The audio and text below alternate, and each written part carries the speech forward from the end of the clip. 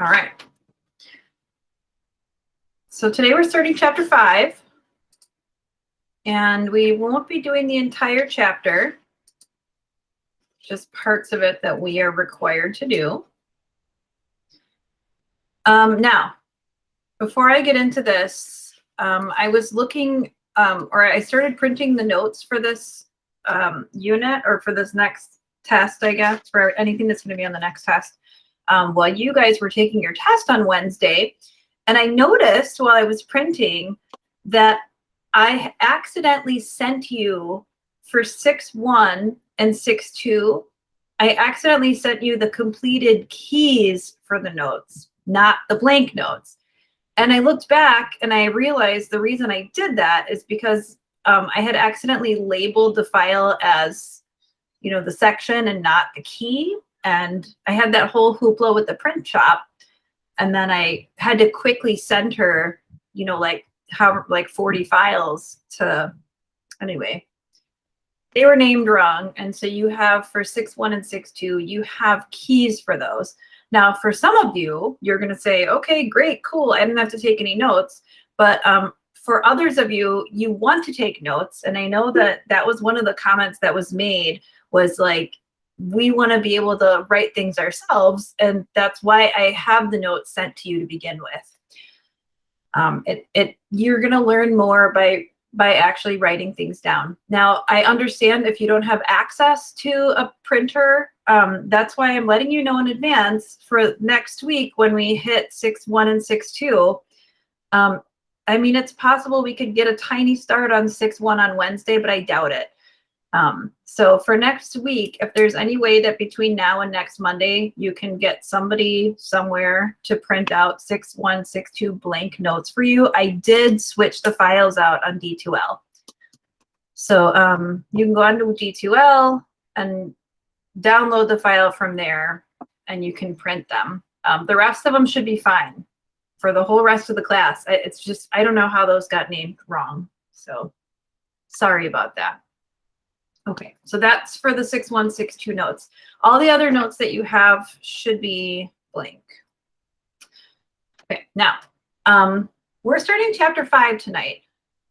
5-2 is actually optional, and you'll see why when we get there. And it's very, very, very short, and I'm actually going to skip it. Sometimes I include it just because it's like one exercise, but all of the stuff that we're going to be doing with that sort of thing, we're going to be doing again in chapter 6 using 2 different methods. So you don't need to see 3 different methods for doing the same thing. That's why we're skipping 5-2. It is an optional section anyway. I just sometimes include it because, what the heck? But we don't really have a lot of time to be just, what the heck? So we're going to cover 5-1, 5-4, and 5-5, and then 6-1, 6-2, 6-3, 6-4. And that's it. So those 3 sections in chapter 5 and those 4 sections in chapter 6. Those are the ones that you have notes for. So if you're wondering, why don't I have notes for 5-3? Why don't I have notes for 5-6? It's because we're not covering them. They're not even supposed to be covered for your class.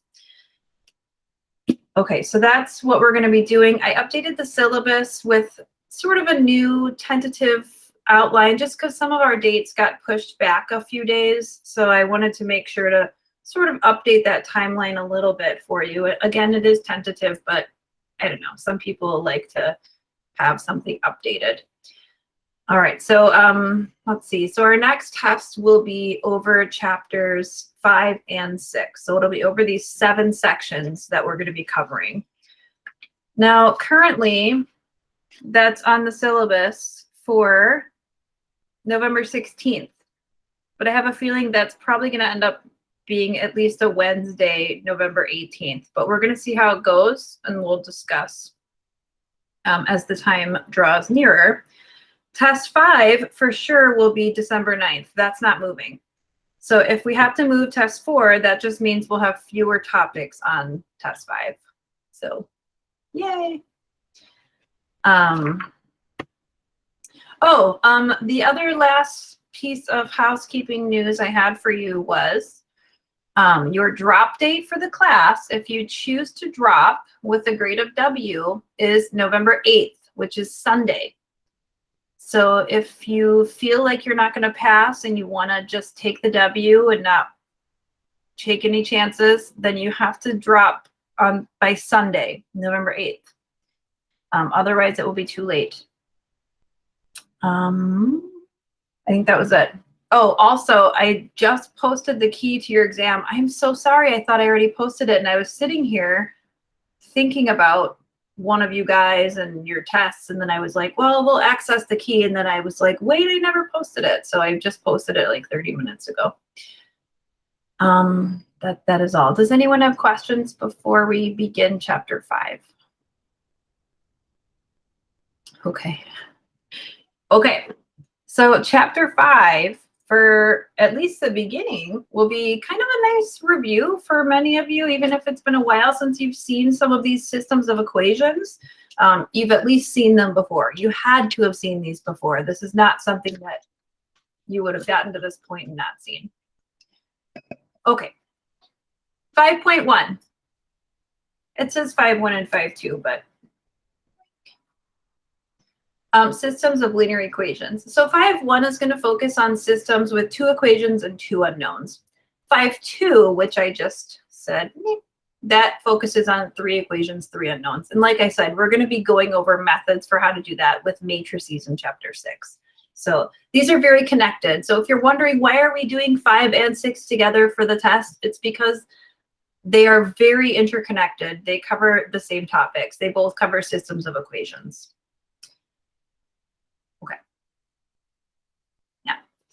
Now, the first thing that we are going to talk about when talking about systems of equations is determining whether an ordered pair is a solution of a linear system. Now, if you're wondering system, this sounds familiar, but I don't remember what that is. Well, a system of equations is just a set of equations that contains more than one. So more than one equation and more than one variable. And instead of solving one equation for one variable, now you're trying to solve 2 equations for 2 variables. All equations in the form ax plus by equals c are straight lines when graphed. So these are linear. 2 such equations are called a system of linear equations or a linear system. So anytime you have more than one equation to solve, it's a system. A solution to a system of linear equations in 2 variables is an ordered pair that satisfies both equations in the system. A linear system that has at least one solution is called a consistent system. Now, at least one solution means it could have more than one solution, and we're going to talk about what happens when you have a system that has more than one solution today. A linear system with no solution is called an inconsistent system.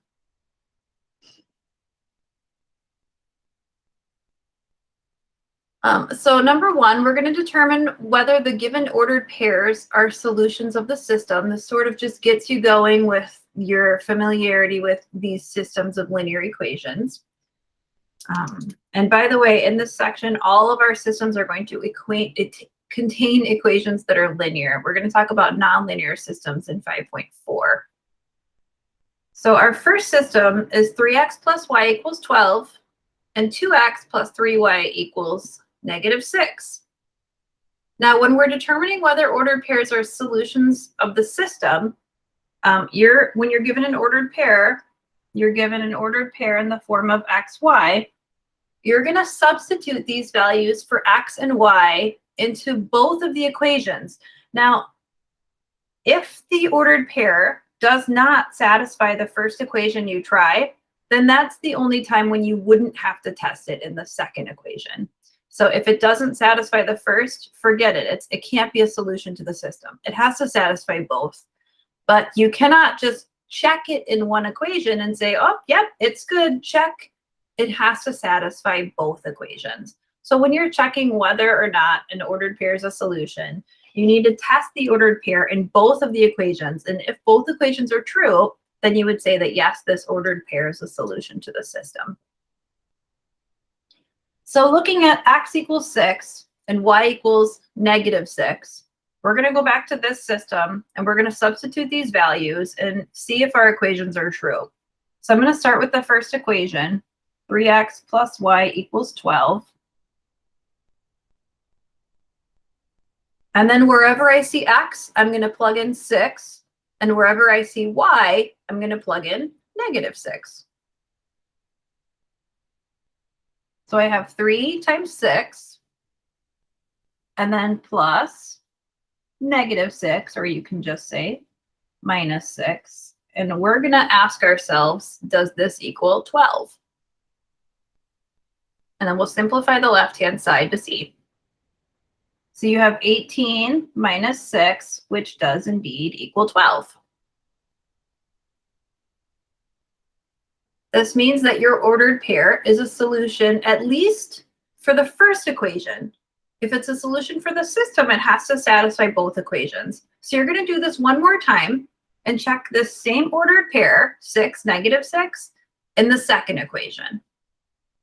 So we're now going to use 2x plus 3y equals -6.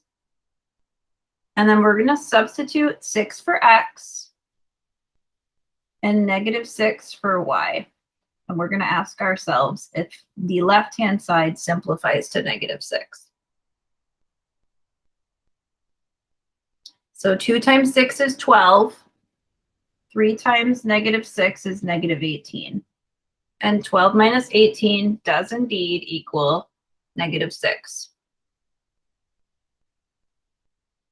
So for the first ordered pair for A, we would say yes. The ordered pair 6, -6 is a solution of the system of equations because it satisfied both equations.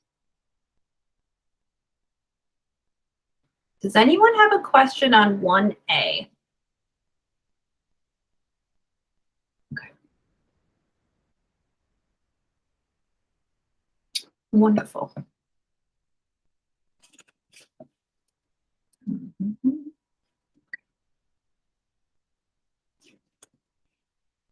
Now we'll try B. We'll do the same thing. Now, looking at the difference between A and B, the x coordinates are the same and the y coordinates are different. The fact that A was a solution, but B has a different y coordinate is probably going to tell you that B is not going to be a solution to the system. But let's check it and see. Again, we're using the equation. We'll start with 3x plus y equals 12. And we'll substitute in 6 for x and -5 for y. And we'll ask ourselves, does this equal 12? And you have 18 minus 5, which is 13, which does not equal 12.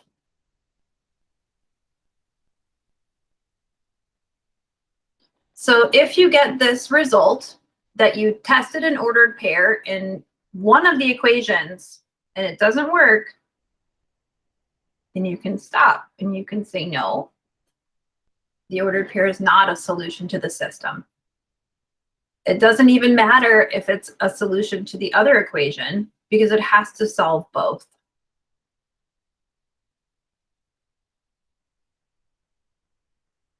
Any questions on B? Okay.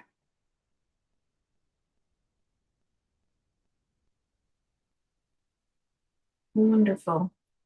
All right, so now we are going to work on finding our own ordered pair solutions to systems of linear equations. So last time we were asked to verify whether or not a solution was actually a solution or an ordered pair was a solution. Now we're going to be working from scratch. So we're going to be finding ordered pair solutions to systems, and whether or not you want to verify them is up to you. I can't force you to check them. If you feel comfortable with your work and you want to leave it as is, that's fine. But I'm also going to show you how to check these in your graphing calculator so that you will know whether or not your answer is correct.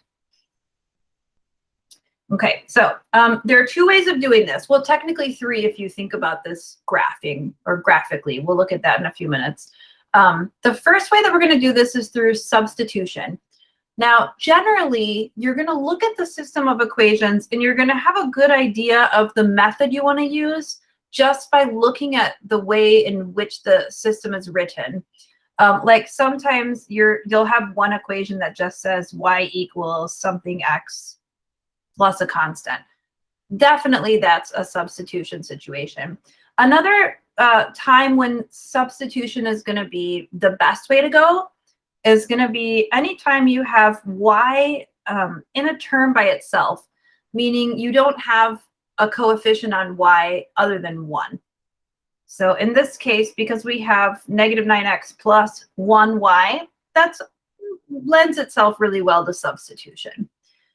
But you're going to maybe be asked to use substitution on your homework, even when you feel like elimination would be a better method to use. On your exam, I'm not going to force you to use one way or another. I'm going to say, solve the system of equations. I'm not going to say you have to use substitution or you have to use addition. But if you use one method over another, sometimes you're going to end up in a pickle. So just pick the method that lends itself most easily to your system. And with practice, you'll get a good feel for that.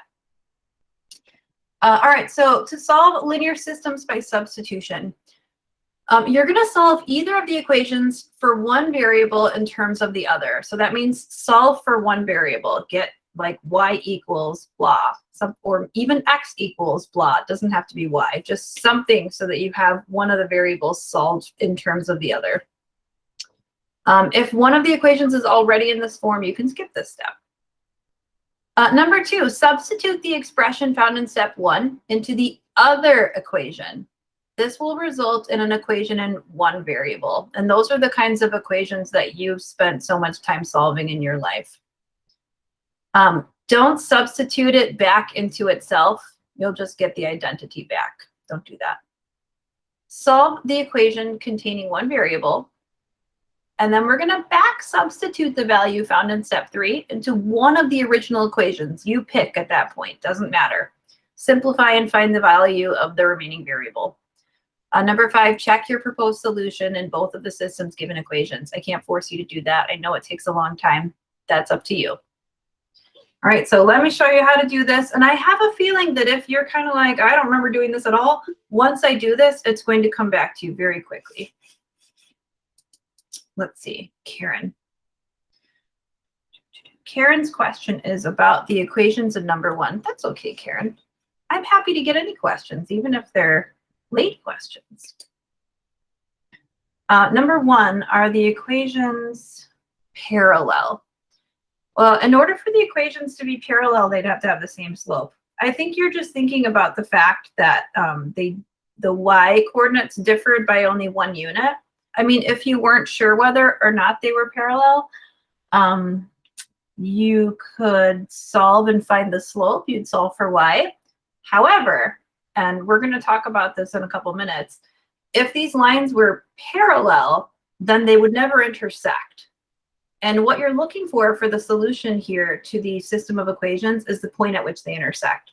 You know what? Actually, before we get going on this, I'm actually really glad you asked this, Karen, because I feel like this right now would be a good time to show this on the calculator.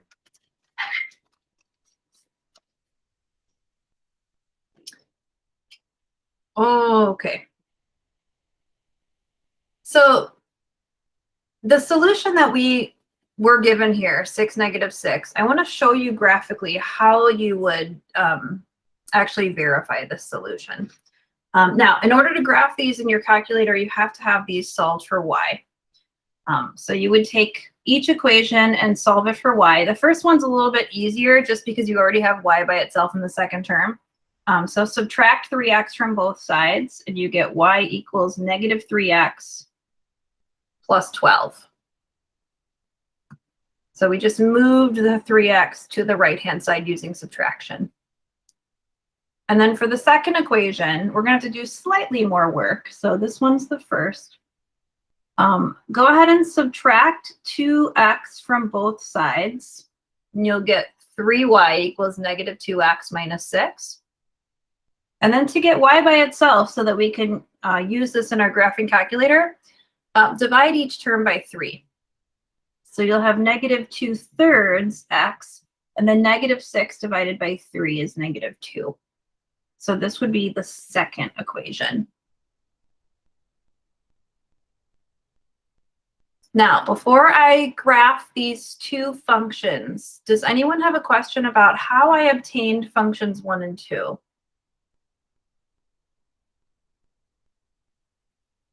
Okay. Now remember, the whole reason I needed to solve for y is because if I want to graph this in my graphing calculator, I can't do it unless I have it set to a y equals.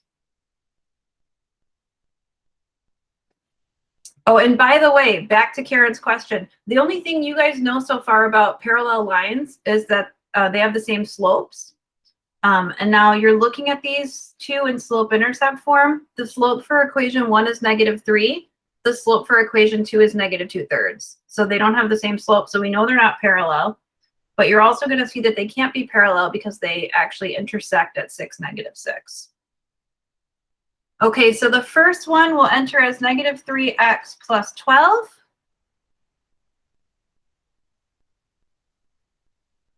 And then the second one was -2/3 x minus 2.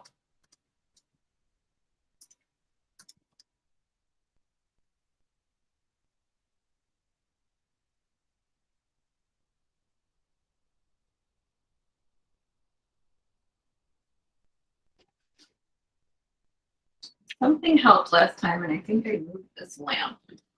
I have this heater set up here blowing at my legs, and now I can't. I don't know. I'm probably going to decide about floating up into flames over here. There's so many things plugged in. Okay. Oh, that's better.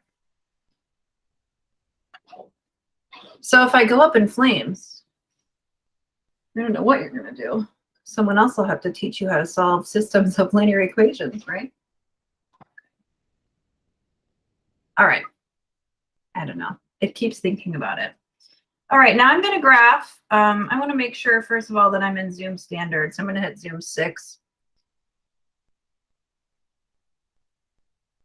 Okay, so there's one line. Here's the other line. Sorry, I know that's hard to see, but I cannot make this go any darker. Okay, now, if you're trying to find the solution of the system, I mean, this one you can kind of eyeball. Gosh, this is terrible. Seriously, someone send me an email and remind me to buy an emulator, and I'm just going to pay for it because this is ridiculous. Okay, better. You can kind of eyeball it and see that your solution's at 6, -6, but if you're not sure, we can find the intersection point. To find the intersection point of two lines, you're going to hit second trace, which is the calculate menu. So the second and then trace gets you to calculate. And then number 5 is intersect. Sebastian, don't remind me now. I can't buy an emulator while I'm teaching. Send me an email later. Be like, hey, buy that emulator while you're sitting there doing nothing, which never happens, but I'll stop what I'm doing and I'll just do it. I don't even know how much it costs. Okay, it'll tell you first curve. Now, the one that you're sitting on is -3x plus 12. The plus 12 tells you your y-intercept is up here. So the point that your cursor is on this line. And it'll kind of tell you where you are. X is negative. Oh, yeah, sorry, I'm going to more positive y values. I need to go down, down, down, down. There we go. And what you're going to do is you're going to get this cursor to go over that intersection point. And just do the best you can. Get close. And then you're going to hit enter. And then it's going to ask you about the second curve. Now your cursor should already be exactly where you want it. Hit enter again. And then it's going to say guess. And then you're going to say yes and hit enter again. And it's going to tell you that your intersection is occurring when x equals 6 and y equals -6. Just like you saw here in the ordered pair solution. So you can see that, number 1, the graphs aren't parallel, but now you can also see that they cannot have a solution and be parallel. So that was really a topic I was going to hit later, but we can kind of discuss now. If you were to have lines that are parallel, they would never intersect. If they never intersect, you can never have a solution to the system. So that would have been a no solution if they were parallel, which they're not. Any questions about how to find the intersection in your calculator? Okay.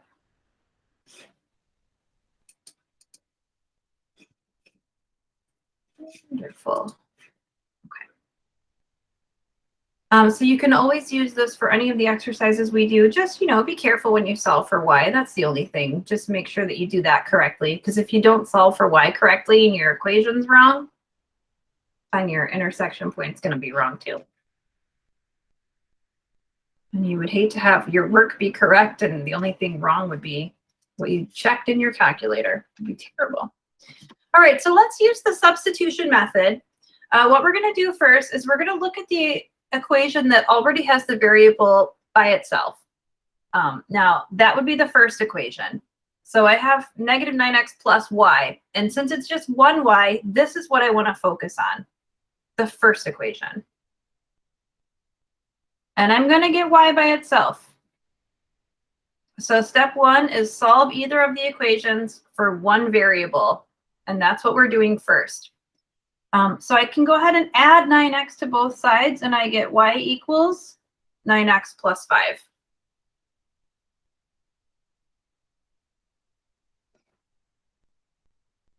That's step one. Step two, substitute the expression found in step one into the other equation.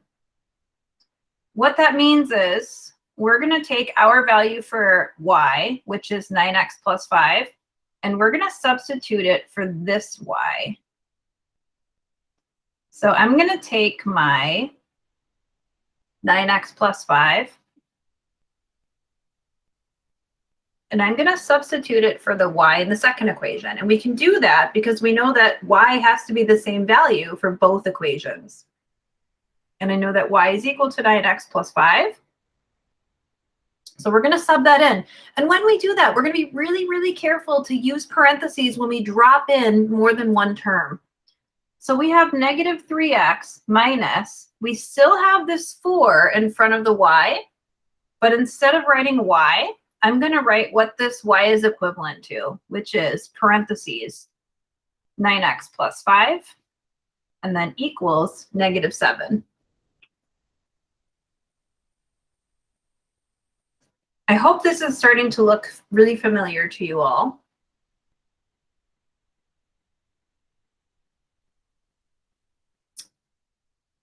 Step 3, solve the equation containing one variable. So the whole point of substituting in here was so that you would get one equation with one variable, because that we can do. So go ahead and solve this equation. You're going to have to start by removing your parentheses and then combining like terms.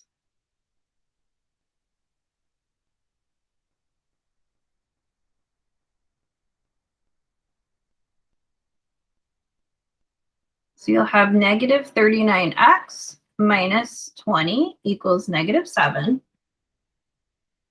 And we're just going through and solving this equation for x.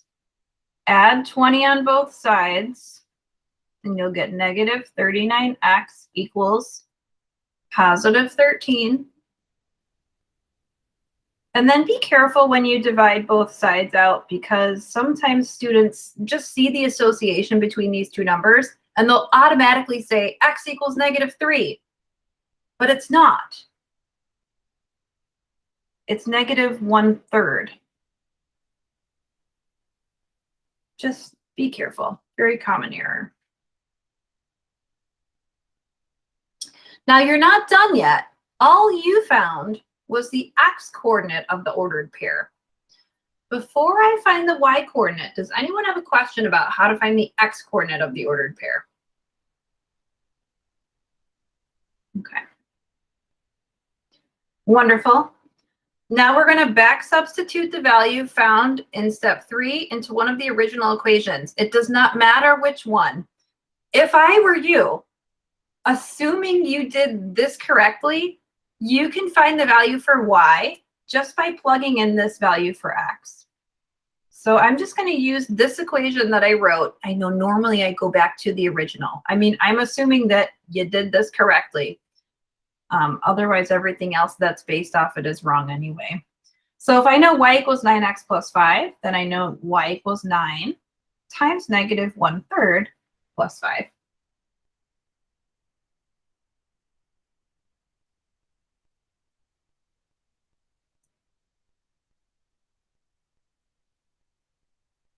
and then simplify.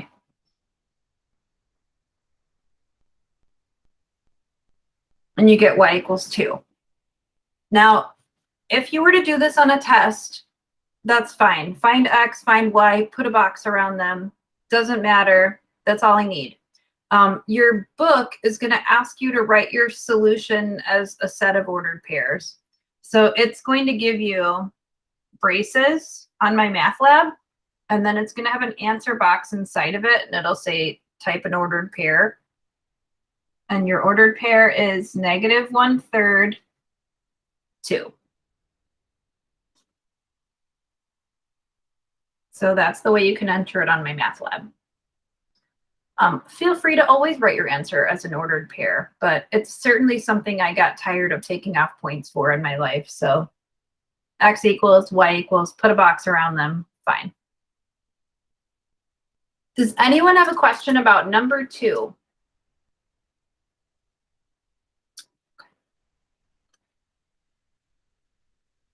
Okay.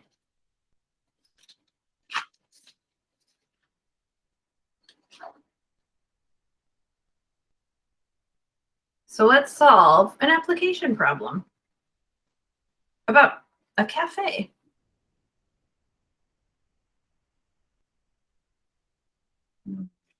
Can I see the number 2 real quick? Yes. I just wanted to see how what you put around the final answer. No problem. Let's see. I think we have company. Did you say why you put around the parentheses the little sorry, I was writing when you were talking. Oh, that's okay. The little braces? Yeah. So that just indicates set notation. Remember when you were solving like quadratic equations, and in MyMathLab, they always gave you those braces and then the answer box was inside of there? You remember that? Or maybe you didn't notice it because you probably got used to seeing it and then you didn't notice it. Yeah. Anytime you're solving equations in this particular book, every author is different. Some authors just like x equals and y equals. Your author likes solution sets. So whatever the book does, MyMathLab has to do. So because your author likes solution sets, they use set notation. Now, when you enter your answer in MyMathLab, you're going to have to enter your answer as an ordered pair. So the braces are going to be there already. The box that you're going to enter your answer in will be inside of there. Just remember that when you enter your answer, you'll have to enter it as an ordered pair. So you'll have to put the parentheses on it and make sure you put a comma in between the two of them. Okay. Does that make sense? Yeah. What is MML? MyMathLab. Oh, okay. Okay, thanks. Yeah. Any other questions about number 2 or how to enter your answer? And it'll say to type your answer as an ordered pair.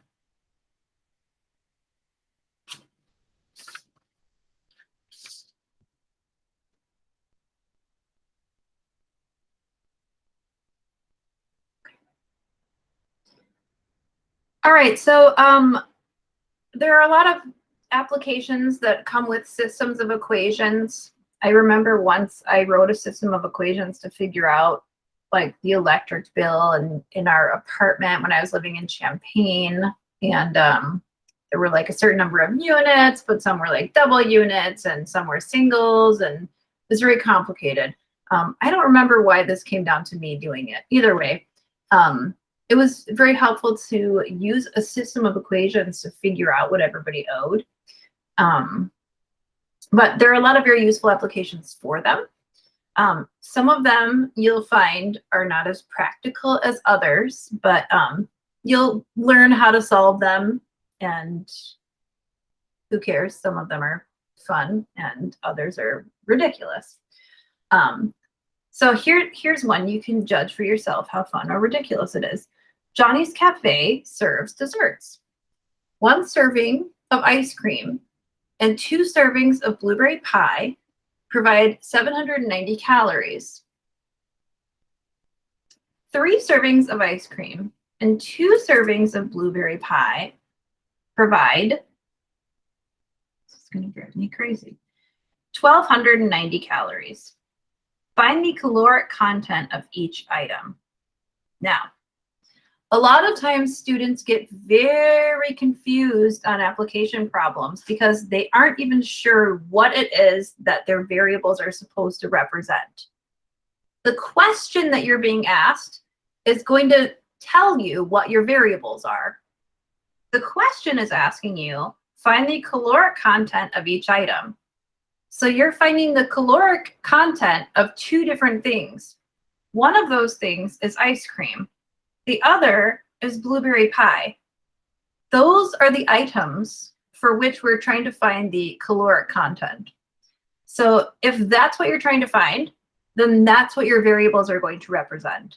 So if you're not sure what your variables are supposed to be, look to the question, figure out what it is that they're asking you, and then label your variables to represent those items.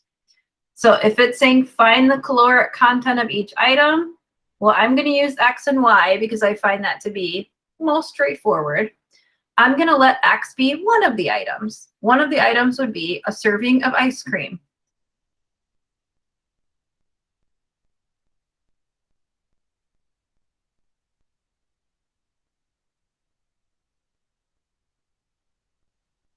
And then the other item, I'll name Y. And then Y will be a serving of blueberry pie.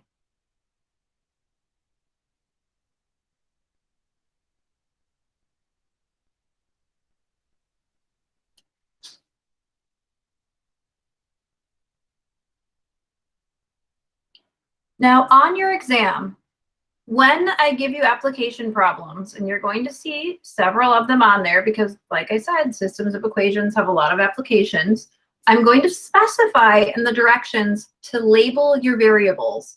This is what I mean by label your variables.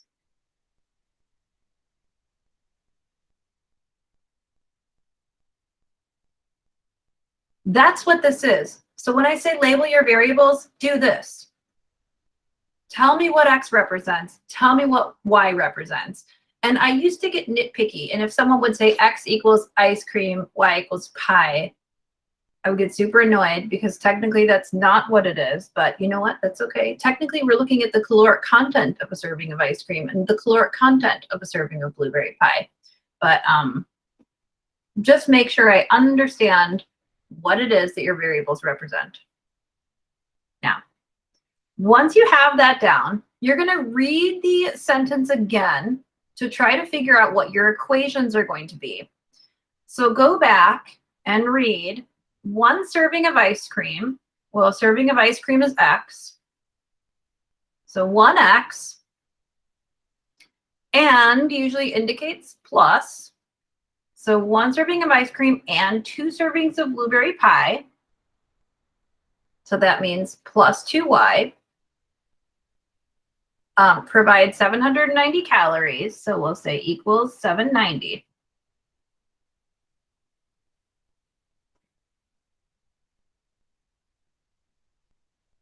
Then we have our next sentence. 3 servings of ice cream. That means 3X. And 2 servings of blueberry pie. So that's plus 2Y equals 1,290 calories. Find the caloric content of each item. Now, we talked about how to solve systems of equations using substitution. So we're going to use substitution here to solve this system. This is the system of equations. You're going to get points for writing down the system. And if you can't solve it from there, that's fine. At least you will have gotten some points just for writing it down. You're even going to get 2 points just for correctly labeling your variables. Moral of the story, don't leave anything blank. Questions so far?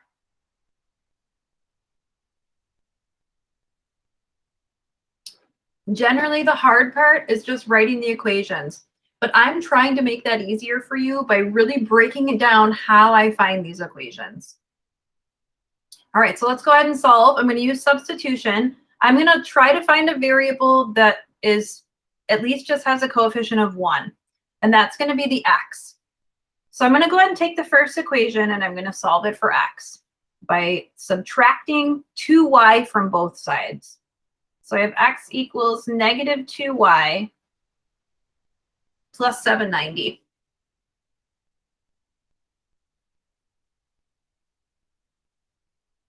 Now, once we have one of the equations solved for a variable, we can take that expression and substitute it into another equation.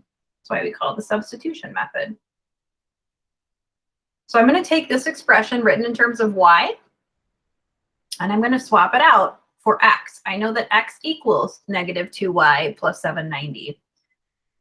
So wherever my x is, I'm going to swap it out with negative 2y plus 790. In the other equation, don't substitute it back into the first equation. You're just going to end up with an expression that says like 2 equals 2. You're going to be like, okay, I already know that.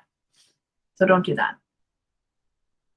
All right, so going back to our second equation now, I'm going to swap out my expression for x with negative 2y plus 790.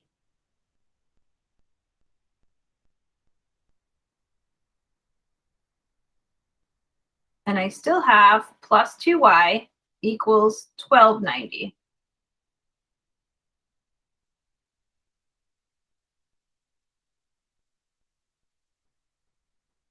This is another part that students get stuck on. There's something about the whole switcheroo that sometimes is too subtle. Does anyone have a question about how I rewrote the second equation only in terms of y?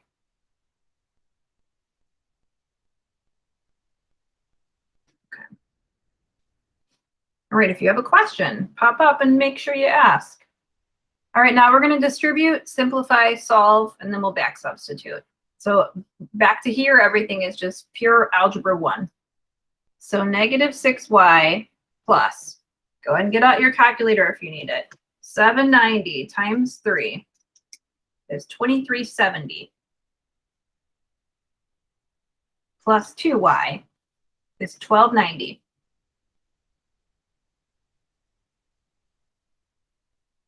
So the first thing you're going to do is distribute. The second thing you're going to do is combine like terms.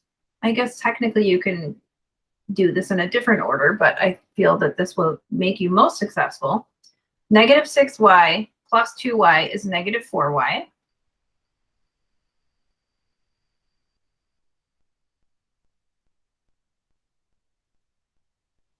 And then subtract 2370 from both sides.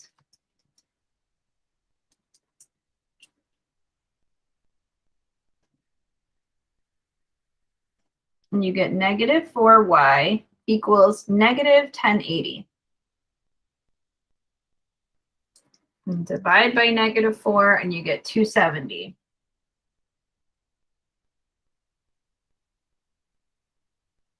Now, I didn't put a box around this yet. I want you to catch up and I want to make sure we talk about our unit.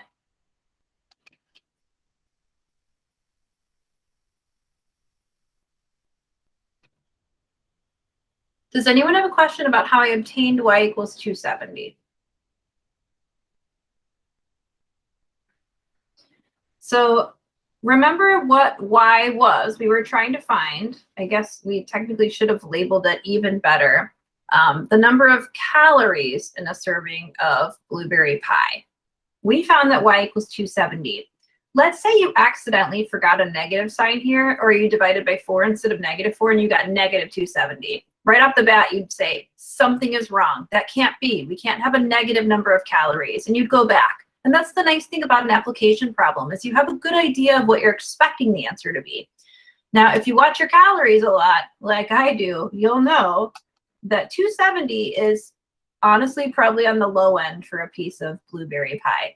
Maybe it's a small piece and no ice cream on it for sure. But that makes sense. 270 calories. Don't forget your unit. You guys, on the whole class did an awesome job on the application problems on the last test and remembering your units. I was pretty impressed with how well everybody did. On the whole, the last test was, I feel, the best that you guys have done so far. And I was kind of surprised because sometimes students really struggle with logs and solving log equations and growth and decay, but the class did really well on the whole, so I was happy. Okay, now don't forget to back substitute. We still need to solve for x. If I were you, I would use the equation that you already came up with because x is already by itself. All you have to do is swap in your y. So we have x equals -2 times 270 plus 790.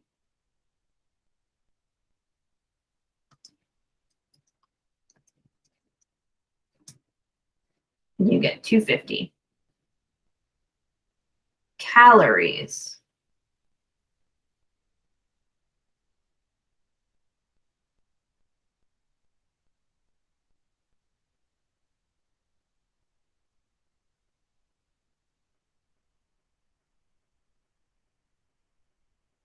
And that is a pretty typical system of equations application problem.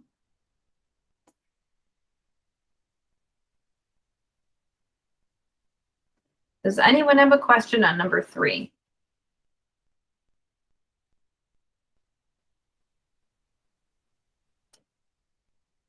Okay.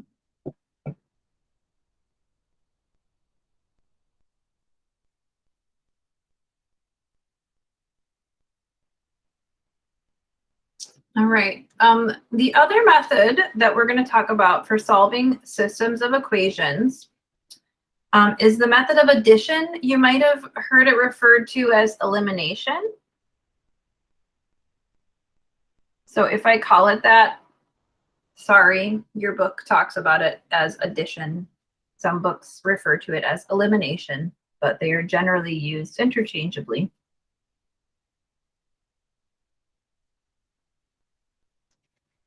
So the addition method is generally used whenever your equations are given to you in the form ax plus by equals c, and you don't have one of the variables already solved for itself or with a coefficient of 1. So notice, looking back at what we did for number 2, for instance, your equations were in the form ax plus by equals c. Both of them were. But in this case, you had just one y. And same here, when you even set up your own system, these are they're set up as ax plus by equals c, but you had a variable that had a coefficient of 1 on it. That won't always be the case. I mean, for instance, look at number 4. You have a 2, a 5, a 2, a -7, a -3, and a 22. So you're going to be doing a little bit more work here if you try to do this using substitution, because it's going to be a little bit more work to isolate a variable. You can still do it, but it's just going to be a little bit more work, maybe not the best way of doing it. Okay, so if necessary, you're going to rewrite both of your equations in this form. Occasionally, you might see them, like the variables switched. Just be careful there. If necessary, multiply either equation or both equations by appropriate non-zero numbers so that the sum of the x coefficients or the sum of the y coefficients is 0. So the goal here is you're going to add your equations from top to bottom. And you're hoping to eliminate one of the variables because you want to have a situation where maybe you have 2x and -2x. You want to create additive inverses here for your coefficients so that you get rid of a variable. A lot of times it won't be set up that nicely for you, and you're going to have to create that, and that's why we have step 2. Step 3, add the equations in step 2. The sum is an equation in one variable. Number 4, solve the equation in one variable. And then number 5, again, we're going to back substitute and check the solution, which you can do on your own. So I'm going to show you how to do this, and then we'll do another application problem where we'll use this method. Okay, so I'm noticing that I don't have a situation where I have 2 and -2. I don't have a situation where I have 5 and -5. So I'm going to have to create that if I want to eliminate a variable. Now, you decide which variable you want to eliminate. If you want to eliminate the x's, then I would work on creating additive inverses here. If you want to eliminate the y's, work on them here. It's kind of up to you. The nice thing is they already have opposite signs. So you just need to multiply it by a number. So for simplicity's sake, let's eliminate the x's. I'm going to create coefficients on x's that are additive inverses. So I want these two to have the same coefficient, just with opposite signs. And the way I'm going to do that is by just thinking about their least common multiple. And I know, for instance, that I can just multiply 7 by 2 and get to 14. And I can multiply 2 by 7 and get to 14. So that's what I'm going to do. I'm going to multiply equation 1 by 7. And I'm going to multiply equation 2 by 2. And our goal is to create coefficients on x that are additive inverses.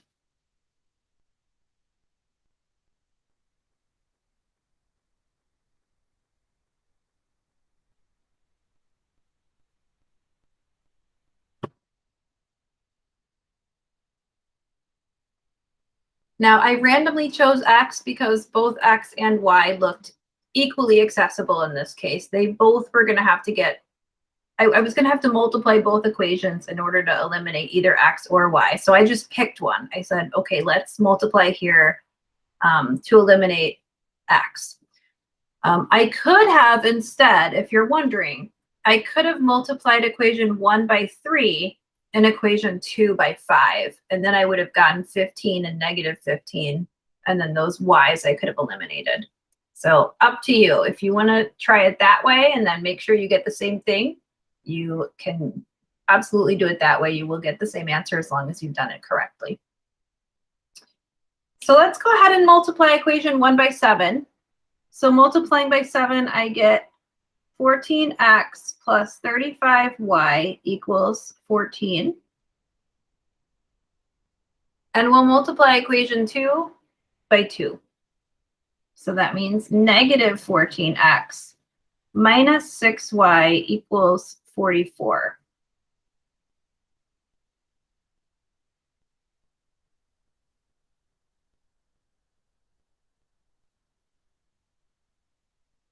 So now we have a situation where I can add these equations together from top to bottom, and positive 14x minus 14x gives me 0x. So those that have now eliminated the variable x. 35y minus 6y is 29y. And then I'll add up 14 and 44 and I'll get 58. Divide both sides by 29 and I'll get y equals 2.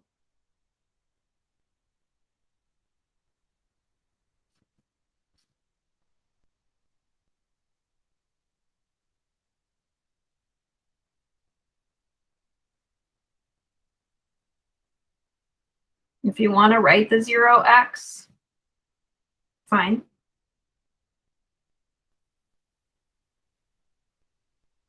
You can do it that way. Now we still have to back substitute to find x. Does anyone have a question about how we obtained the value for y?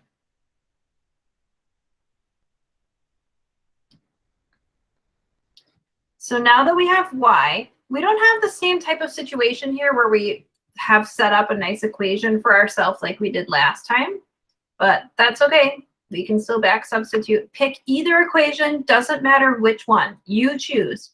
I tend to just pick the equation that has the smaller coefficients in it. So I'm going to choose equation 1, and I'm going to solve for x, and I'm going to use our value of y, which we just found was 2.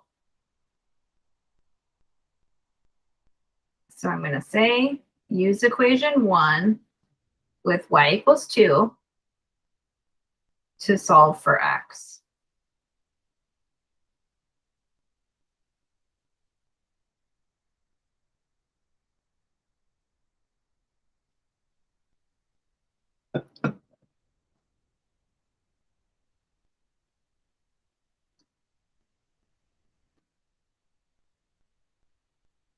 And then we'll simplify and solve.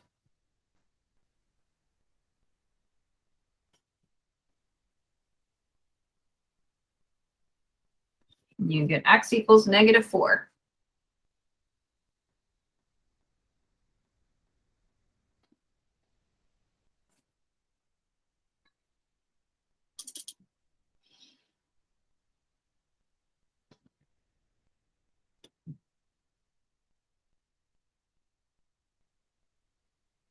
Any questions on number 4?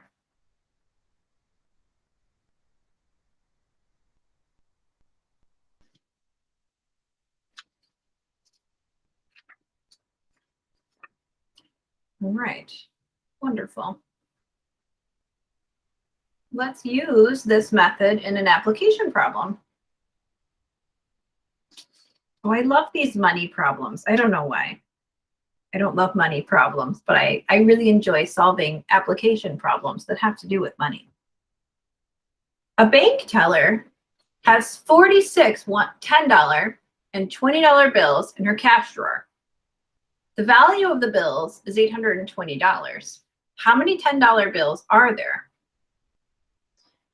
Now, in this case, you're only being asked a question about one of the quantities, but you're going to have to name variables for 2 quantities because you're going to have to set up a system of equations.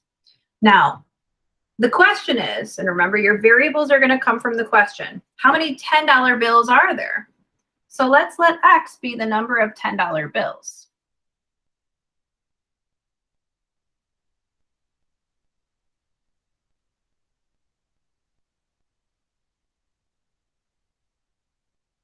Now, you were only asked about the number of $10 bills. However, you must set up a system to solve this application. And the other quantity that you're dealing with in this problem is $20 bills. So let's let Y equal the number of $20 bills.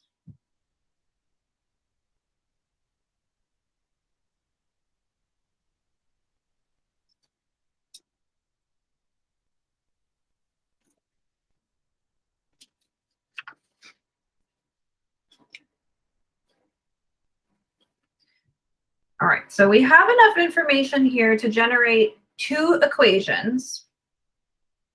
The first sentence tells you that a bank teller has 46 $10 and $20 bills in her cash drawer. Now that doesn't mean 46 $10 and 46 $20. Otherwise, this wouldn't even be a problem because you would already know how many $10 bills are in the drawer. This means there are 46 bills total. It's a combination of 10s and 20s. You need to figure out how many of each type there are, or really how many 10s there are. But the number of 10s and the number of 20s adds up to 46.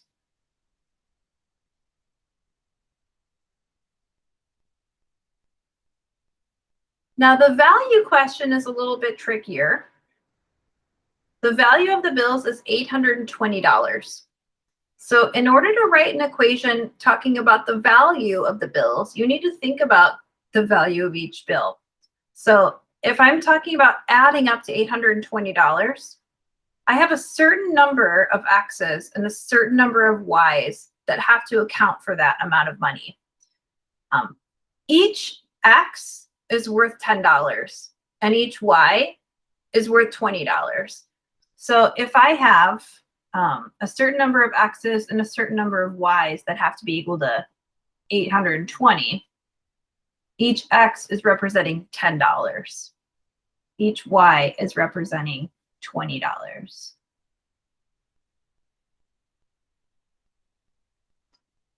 And you know, I just realized I should have written this in the form of addition. That's okay. No big deal.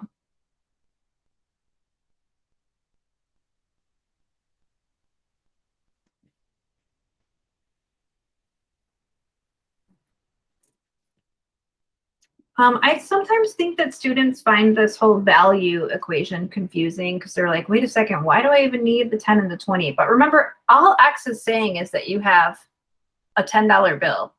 It doesn't tell you how much it's worth. You need to include that value in front of it. So if you have X $10, like if you have one $10 bill, then X is 1, you have $10. If you have x equals 2 $10 bills, you have $20, 2 times 10, and so on and so forth. Any questions about the two equations? Okay. Now, officially, this is set up pretty nicely for substitution also, but since we're talking about elimination, I'm going to write these so that they look like an elimination system. 10x plus 20y equals 820. I'm actually going to get rid of this because I need more space.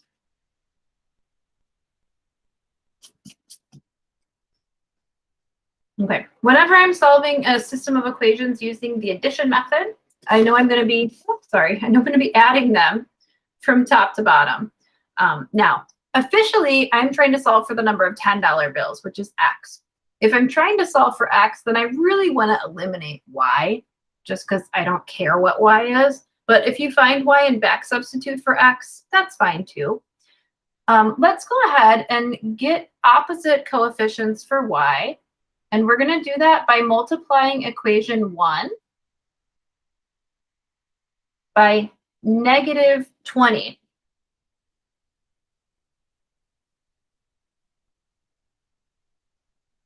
So my goal is to have negative 20y plus 20y so that I have no y's and I can just get x by itself. So I'm going to rewrite my system here. I don't want this to look super confusing. Negative 20x minus 20y equals 46. Oh, whoop, forgot to multiply 46 by negative 20. Don't do that. I get negative 920. And I know you're thinking, wait a second, this is money. Should it not be negative? Doesn't matter. It's all going to come out in the end. No big deal. And then our second equation stays the same. And we'll add them up.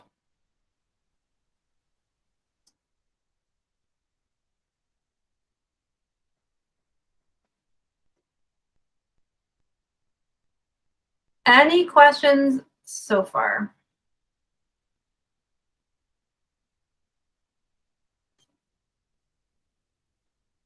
Okay. So I'm going to add these two together. Negative 20 plus 10 is negative 10x. And then negative 920 plus 820 is negative 100. And again, don't freak out because when you divide both sides by negative 10, you're going to end up with x equals 10.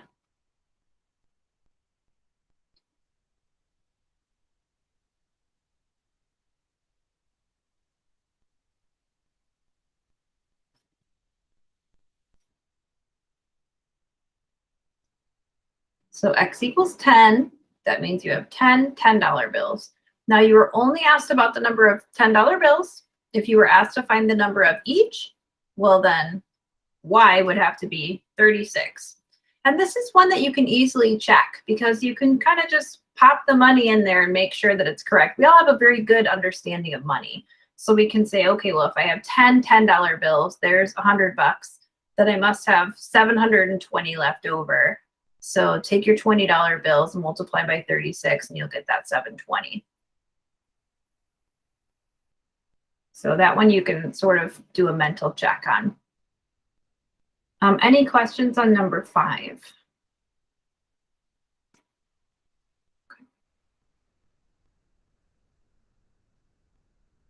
Okay. So you said you canceled out the negative? So yeah, you mean here? Oh, okay, never mind. It would be negative 100 divided by negative 10. It should be positive 10, right? Yes, yes. Oh. Sorry, I ran out of space, but that's what I would have said.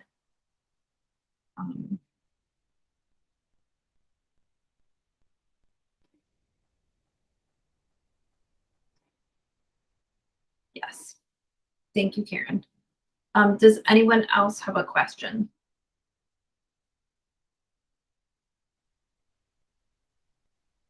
Wonderful. Okay, so now we're going to get back to this idea of parallel lines and when we have no solution or when we have a solution to a system of equations.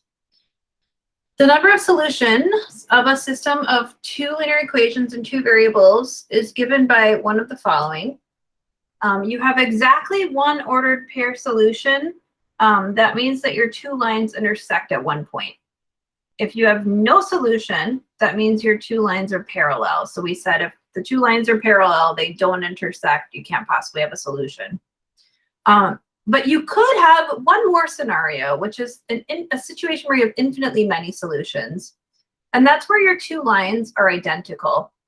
Now, a lot of times, you're not going to see a system that has two equations that look exactly the same. They're going to be equivalent, and they're not obviously going to be the exact same equation in most cases. But sometimes you're going to be given two equations that are equivalent to each other. They look a little different, but they are equivalent. And in that case, they intersect everywhere because they lie on top of each other. And that's the case where you're going to have infinitely many solutions, or your lines coincide. So we're going to talk about this next. We're going to solve solutions, or we're going to solve systems of equations and talk about what type of solutions they have and what that means for their graphs. Any questions here? Okay. So one solution has an intersecting point. No solution means your lines are parallel. Infinitely many solutions means you have the exact same line basically lying on top of itself. Solve the system by the method of your choice. Identify systems with no solution and systems with infinitely many solutions using set notation to express their solution sets. So it's really important that we understand how to identify when we have infinitely many solutions or no solution. Now, number 6 is set up very nicely for you to use substitution. Let me show you what happens when you use substitution with a system like this. I first of all have y equals 22 minus 9x. So I'm going to go ahead and swap that out for y in the second equation. I want to get one equation and one variable. So I'm going to rewrite the second equation by letting y equal 22 minus 9x. So we have 9x plus, now you don't have to have the parentheses, but anytime I sub something in, I feel like it looks more clear if I include parentheses. The reason you don't have to have them here is because you don't have a coefficient that needs to be distributed.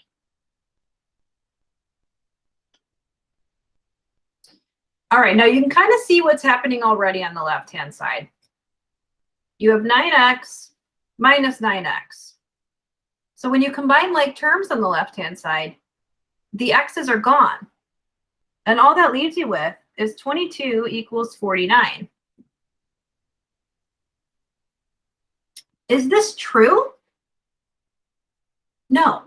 So if you get a situation like this where your variables are gone and you have a statement that's not true, this is a situation where you have no solution. 22 does not equal 49. Therefore, you have no solution.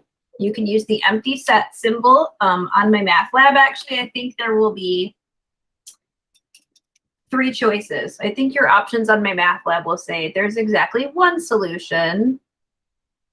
It is blah, or the system is inconsistent. There is no solution. And then you'll have a third choice saying there are infinitely many solutions. The system can be written or the solution can be written as such. So it's going to be obvious to you. You should not have to enter this symbol on MyMathLab. It should be a multiple choice option that you select. The system is inconsistent. There is no solution.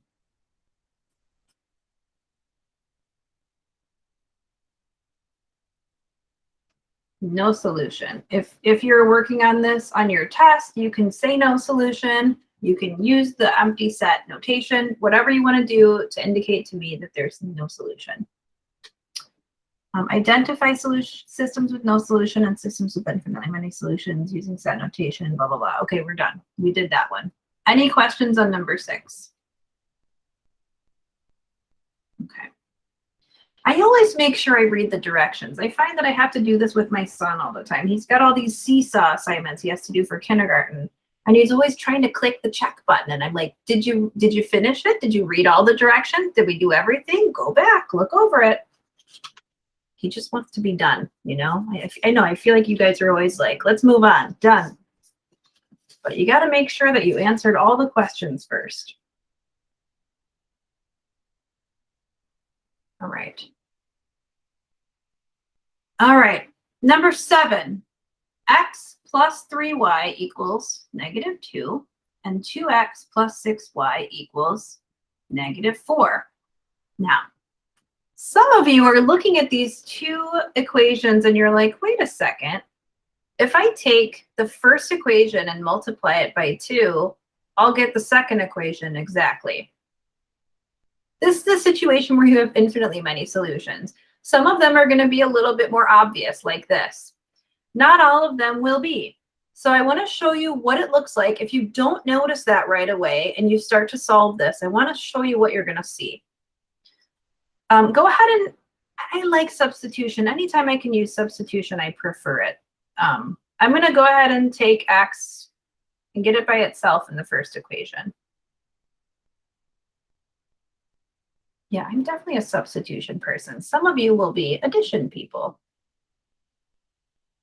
It's all right. We've all got our preferences. I'm going to go ahead and substitute this expression for x into the second equation. So 2 times -3y minus 2 plus 6y equals -4.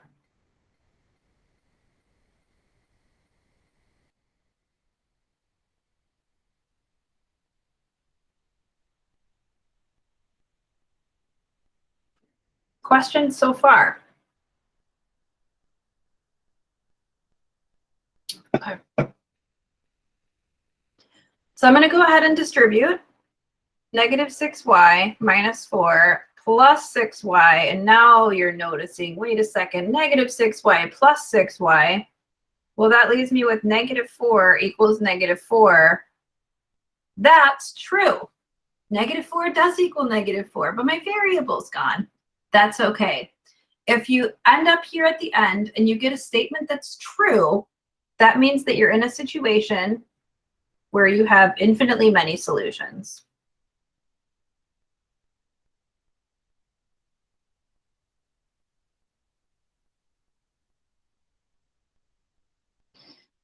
Unfortunately, you can't just say the system has infinitely many solutions. Move on. There's special notation for this. It's not difficult. It's just special notation.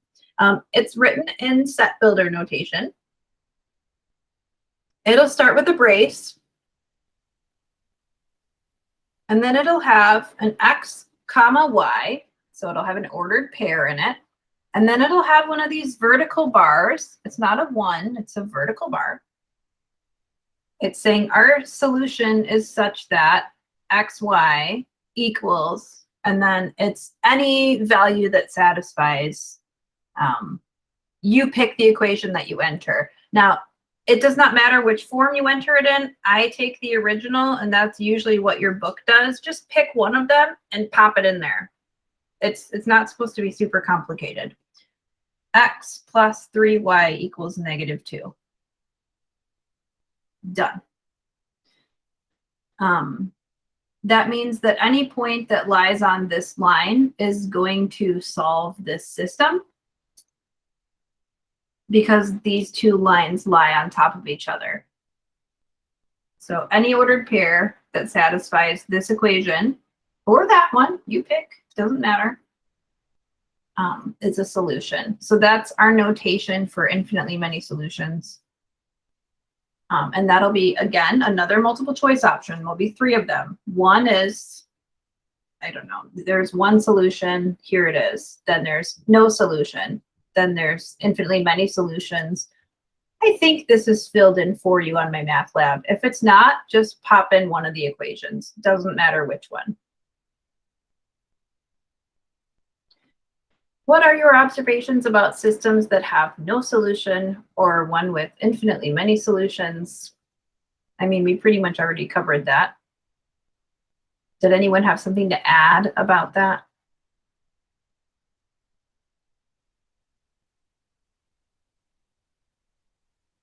Okay.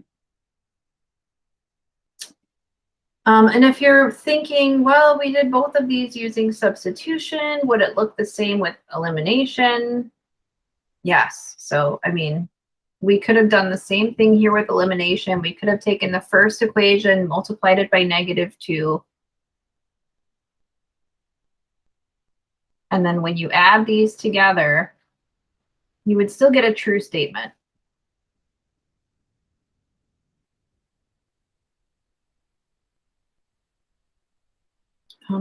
You would in this case get 0 equals 0, which is true. So it'll look a little bit different if you do this using addition or elimination, but you'll still get a true statement at the end. That's the big difference.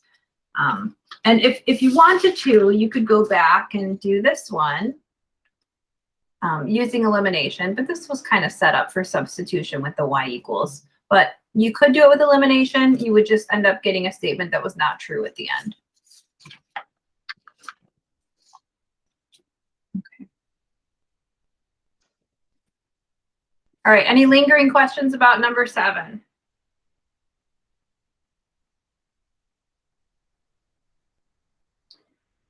Solve problems using systems of linear equations. Okay, you're going to see one of these on your homework. I mean, it might be like 3 questions that are all basically like this, but pretty much similar to what you see here. The figure shows the graphs of the cost and revenue functions for a company that manufactures and sells binoculars. Use the information in the figure to answer the question. So notice the 2 functions that you're given. This one here that starts at the origin and goes up, this is R of X. This is your revenue function.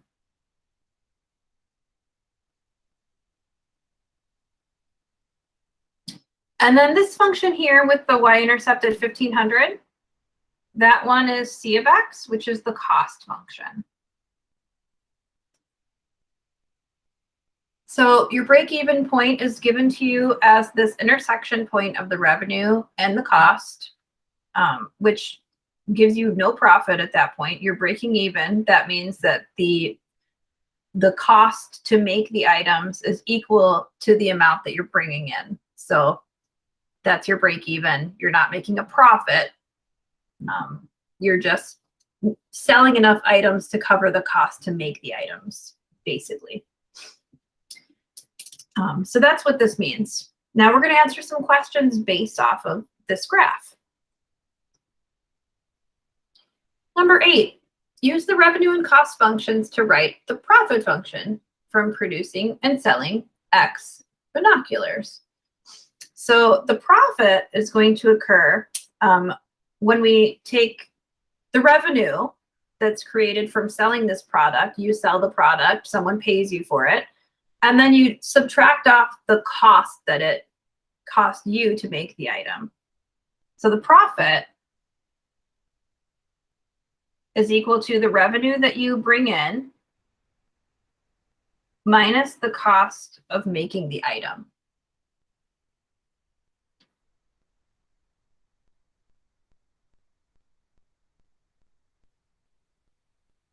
Now, of course, if these are the same, your profit's going to be 0. So what you need in order to make a profit is you need your revenues to be greater than the cost. If the cost is greater, then your profit is in the negatives and you're dishing out money to keep making this product.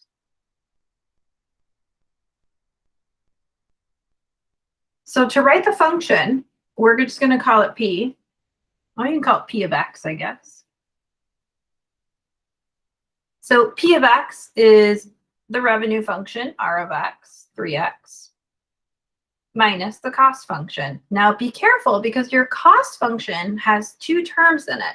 And when you're subtracting off 2 terms, you must use parentheses because that subtraction needs to get distributed into both of the terms that follow it.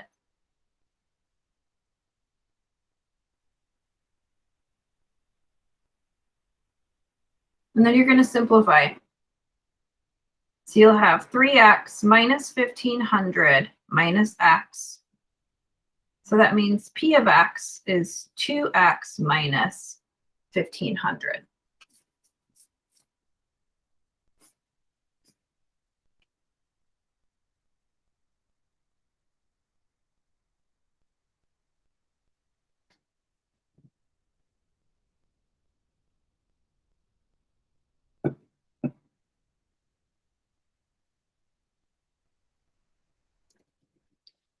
Questions on number 8?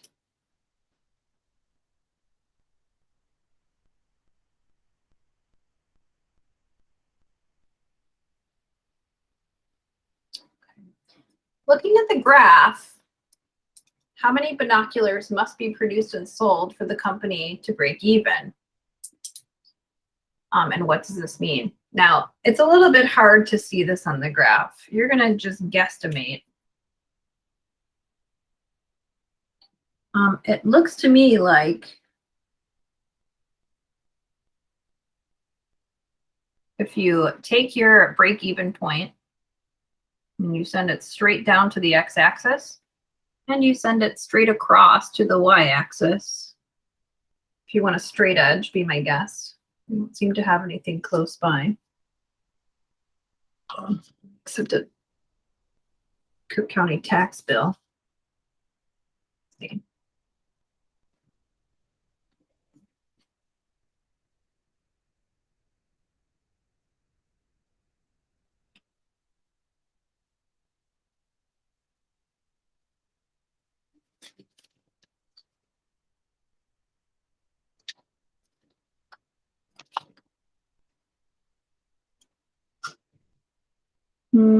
Yeah. I think it looks a little crooked on the screen just because of the angle of my camera. But when I'm staring at this in person, it looks pretty good. So I would say the intersection's at about 2250. No, that would be the Y. I would say 750, 2250. And if you're not sure, we could always check this on our calculators.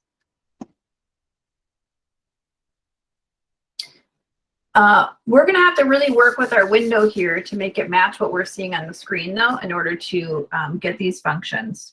So I need 3x for my revenue function. I'll just put that one in first. And then my cost function will have 1500 plus x.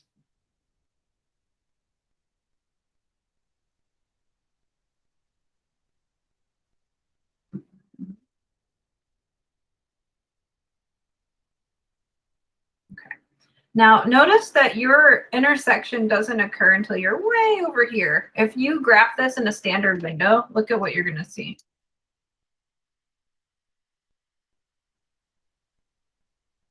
You probably just see like nothing. Looks like this, nothing. You're going to be like, what the heck is happening? You're going to have to zoom out. Now, luckily in this case, you can see the graphing window based on what I have given you on your sheet. Okay, so let's go ahead and change our window. So go to your window, which is right here, second button next to y equals. Now, we don't care about any of these negative values. We just need to make sure that our smallest value for x is 0 and that our smallest value for y is 0. So I'm going to change the x min and the y min to 0. I don't need them going underneath 0. Now your y max, just looking at the graph that you're seeing on your paper, is 3,500. So I'm going to change my y max to 3,500. And then the x max, really 6, 7, 8 is like 900. So I'm going to change my x max to 900. And then you can graph it in that window and you should be able to see the same thing you're seeing on your notes. Okay. And you can even get the break-even point by going to your calculate menu and finding the intersection point like we did earlier. So I'm going to go to second, calculate, And number 5 is for the intersection point. Now, luckily I can see my cursor here. Sometimes you can't see it and you got to find it. But I'm just going to put it over this point where it looks like they're intersecting. Enter, enter, enter. 750, 2250. So if you eyeballed it wrong, switch it out. Are there any questions about how to find this in your calculator?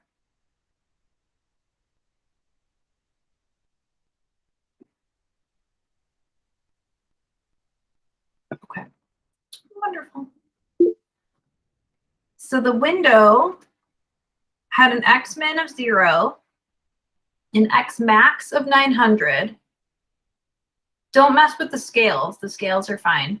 A Y min of 0 and a Y max of 3,500. So the only things I changed were the X mins and maxes and the Y mins and maxes.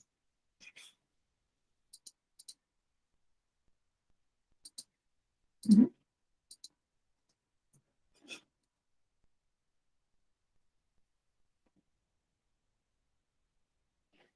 Okay. Now we can find this break-even point also analytically or algebraically. So we did this graphically. And how can we compute this? Well, we can go ahead and set our revenue function equal to the cost function. If that seems odd to you, I mean, think about this. It's really y equals 3x and y equals 1,500 plus x. It's just written in function notation. So if you're trying to find the break-even point, you're going to set these two graphs equal to each other. And that's how you're going to be able to find the intersection of the two graphs. So I'm going to write this down. How could you compute the break-even for the given cost and revenue functions? Set the functions equal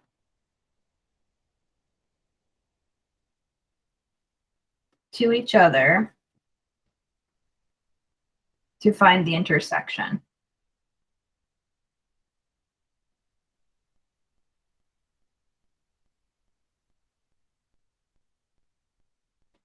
Should be functions. So the functions.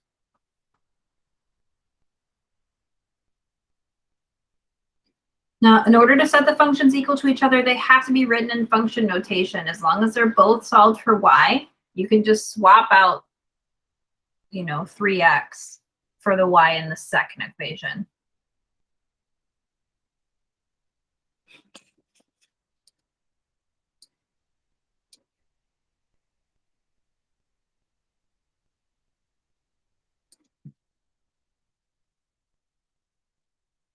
So if I wanted to solve this system, if I know y equals 3x, swap it out in the second equation. And I'll say 3x equals 1,500 plus x. Subtract x from both sides, and you get 2x equals 1,500, and x equals 750.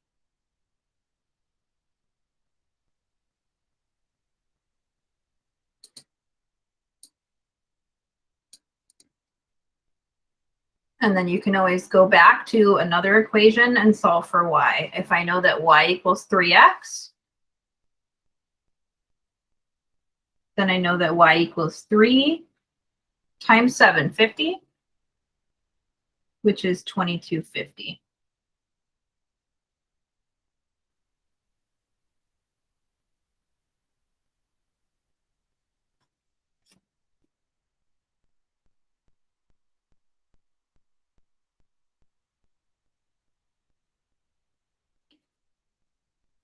Now, think about what this actually means in terms of the cost and revenue of the product.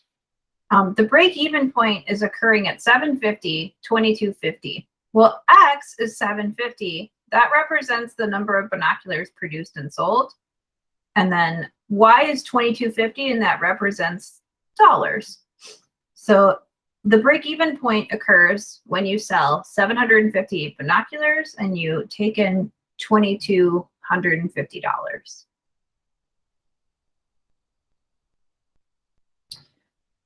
Does anyone have a question on this part for question 9?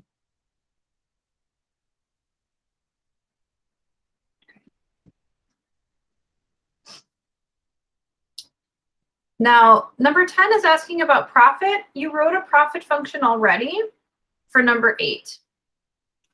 The profit function is P of X equals 2X minus 1,500. And we're talking about the profit when 963 binoculars are produced. So we'll look up a P of 963. And then just evaluate that function.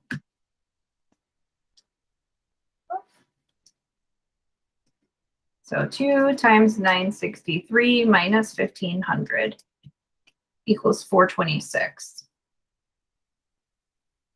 dollars.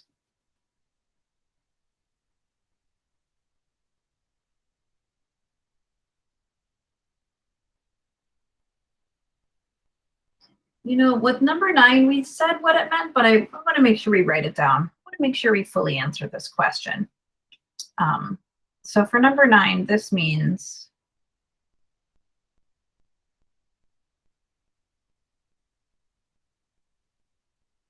that when we sell 750 binoculars,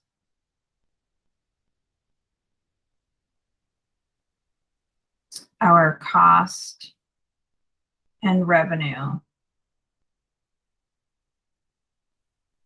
are equal.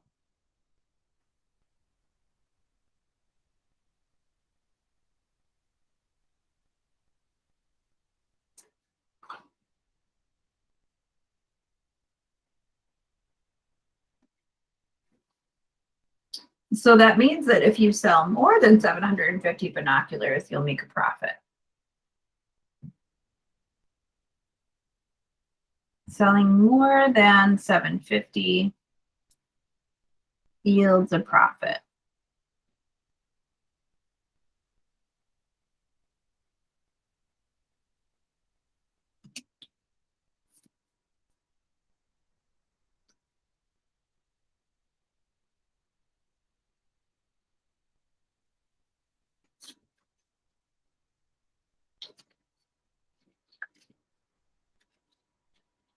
Okay, question there. Questions there. Anyone? Okay. Well, I have 7 minutes and I would hate to waste it. So let's just get a little bit of a conceptual understanding going for 5-4 so that we're ready to go on solving systems of nonlinear equations next time. So your next page is for 5-2. You can go ahead and get rid of that. We are going to be solving equations of three equations with 3 unknowns systems in chapter 6, and we're going to be doing it with other methods. So you can technically, if you have free time and you really enjoy using elimination, be my guest. Feel free to solve that system on your own. But we're not going to be doing that way. You're going to be doing it with matrix methods. So don't worry about 5-2.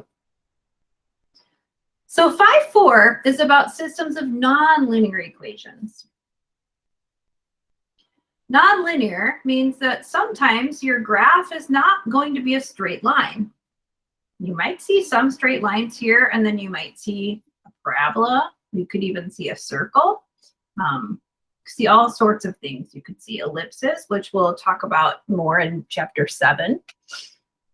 All sorts of things you could see in this section. A system of 2 nonlinear equations and 2 variables, also called a nonlinear system, contains at least one equation that cannot be expressed in the form ax plus by equals c. So if it cannot be expressed in this form, then it's nonlinear.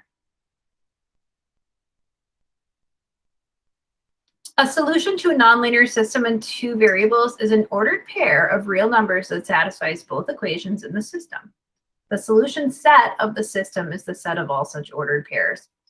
Now, you're going to find here that a lot of times when you're solving nonlinear systems, you're going to end up with more than one solution or more than one ordered pair solution. And you're going to see why in a minute. As with linear systems in 2 variables, the solution of a nonlinear system corresponds to the intersection points of the graphs of the equations in the system.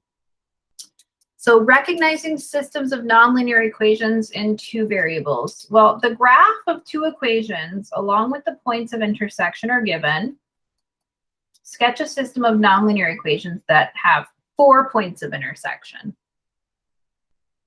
So notice here, unlike when you have just two lines that intersect each other and you get one solution point, if you intersect a line with a parabola, you get 2 points of intersection. If you are trying to get 4 points of intersection, there are a bunch of different ways of doing that, but one example would be, I don't know, imagine if you had like a circle and a parabola, something like that you could do. So you can put your circle wherever you want to put it. Just put it right here. So let's say you had a circle and a parabola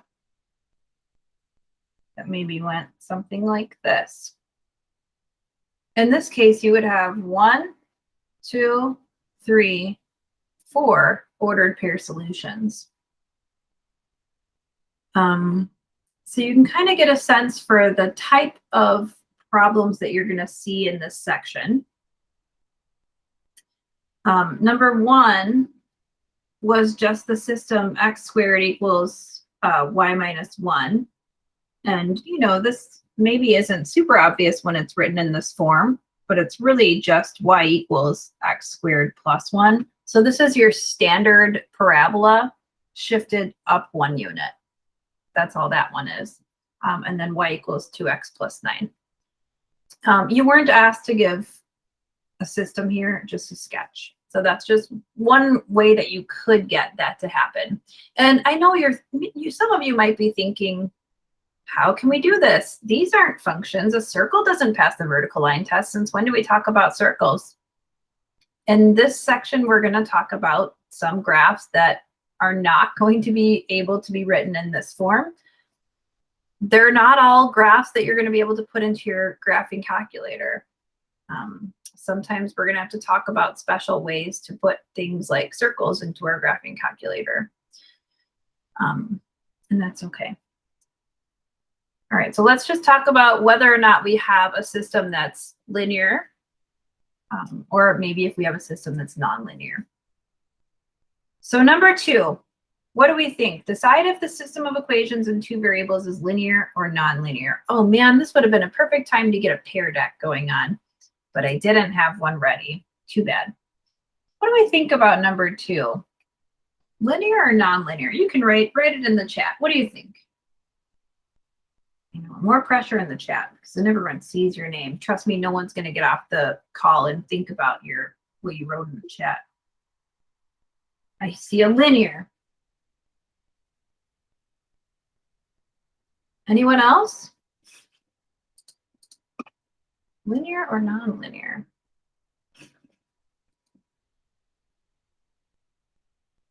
No one else wants to even try? It's actually nonlinear because you have multiplication here. X times y equals -8. Nonlinear. You cannot write this in the form ax plus by equals c. There's no way that you can rewrite xy equals -8 as ax plus by equals c. This, if you rewrote it to a y equals, would be y equals -8 over x, which is a rational function. It's actually just your reciprocal function, just translated a little bit. So, so this is nonlinear. Now, even though technically the second equation is linear, the first equation is not linear, so the system would be nonlinear.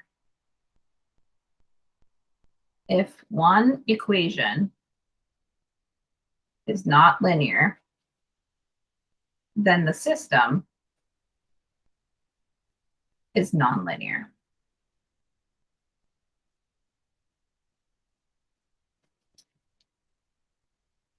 Okay, so the first equation was not linear. The second equation is linear. Therefore, it's a nonlinear system. All right, number 3, linear or nonlinear? What do we think? This one might be a little more obvious.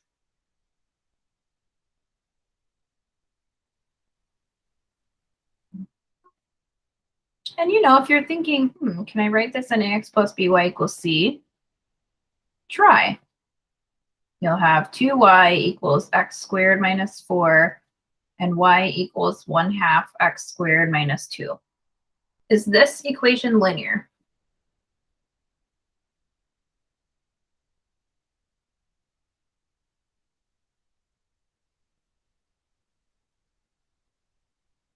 Okay, we're over time and no one's answering. No. Thank you, Stephanie. It's a no. Yeah, this equation is not linear, it's quadratic. Therefore, the system is nonlinear. Okay, next time we're going to work on solving systems of nonlinear equations, which I love so much. It's way more fun than solving systems of linear equations. For now, I have some homework up for you from 5.1. I'll just add in the 5.4 next time. There's really no point in adding this in. We didn't do a whole lot. If you have questions, stick around for the office hour. I'll be on for another 13 minutes. Otherwise, I'll see you on Wednesday. Have a wonderful evening. Oh, and don't forget to vote tomorrow. Go vote if you have not already. No school tomorrow.